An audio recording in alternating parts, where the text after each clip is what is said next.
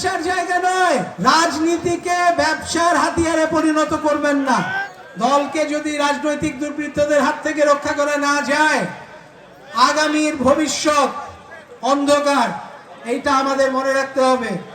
কাজেই আমার আপনাদের কাছে অনুরোধ যে কোনোভাবেই কোনো রকম রাজনৈতিক চাঁদাবাজি, এই দুর্বৃত্ত, হাট বাজার দখল, জমি দখল, এইটা দখল সেটা দখল, কোনো কিছু কোনোভাবেই আপনারা প্রশ্রয় দিবেন না। কালকে একটা কথা বলেছিলাম, সেই কথাটা বলে শেষ করে দিচ্ছি। রাজনীতিকে ব্যবসার হাতিয়ারে পরিণত করবেন না।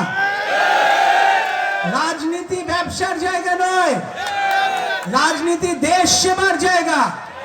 আপনি দেশ সেবার জন্য রাজনীতি করবেন, তা না হলে রাজনীতি দিয়ে ইস্তফা দিয়ে চলে যান, ব্যবসা করেন। না করবো না আমরা। তো রাজনীতিকে ব্যবসা করতে দেওয়া যাবে না। সংখ্যানুপাতিক যে বলছে, মানেটা বুঝেন? ছোট করে একটু বলে দেন।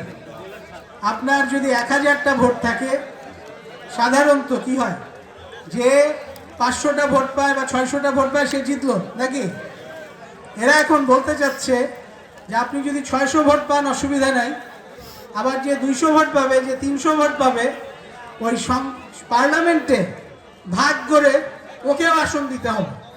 এটা কি হইল? এইটা সংখ্যানুপাতিক যে নির্বাচনের কথা বলছে, বাংলাদেশের প্রেক্ষিতে এইটা আমাদের জন্য গ্রহণযোগ্য নয়। নেপালে এই সংখ্যানুপাতিকভাবে তারা একটা প্রক্রিয়া করার চেষ্টা করেছে। তার ফলে কি হয়েছে? 2 বছরে 9 বার সরকার পরিবর্তন হয়েছে 2 বছরের মধ্যে। কাজেই এই ধরনের কোনো সংখ্যানুপাতিক নির্বাচন বাংলাদেশে মেনে নেওয়া হবে না। আর একটা কথা বলে আমি শেষ করে দিচ্ছি ভাই, আপনাদের কাছে একটা অনুরোধ, করজোড়ে অনুরোধ। এটা শহীদ জিয়াউর রহমানের দল। আজকে শহীদ জিয়াউর রহমান বাংলাদেশে কেন পরিচিত? তার সততার জন্য তিনি পরিচিত। আজকে বাংলাদেশ জাতীয়তাবাদী দলের যে বিভিন্ন জায়গায় আমরা যেরকম কথাবার্তা শুনতে পাচ্ছি, যে আমাদের জাতীয়তাবাদী দলের নেতা নেত্রীরা বিভিন্ন রকম অপরাধ কর্মকাণ্ডের সঙ্গে জড়িত হয়ে যাচ্ছেন। আপনাদের কাছে আমার অনুরোধ, আপনারা যদি কোথাও এই অপরাধ কর্মকাণ্ড দেখেন, সেইটা প্রতিহত করবেন।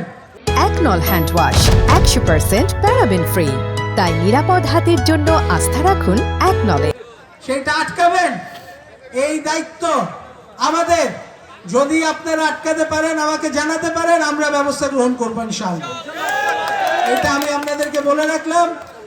কারণ আজকে যারা এই ধরনের কাজ করছে, এরা রাজনৈতিক দুর্বৃত্ত, এরা রাজনীতিবিদ নয়। রাজনীতিবিদদের সঙ্গে রাজনৈতিক দুর্বৃত্তদের একটা পার্থক্য আছে। এই রাজনৈতিক দুর্বৃত্তদের হাত থেকে আমাদের দলকে রক্ষা করতে হবে।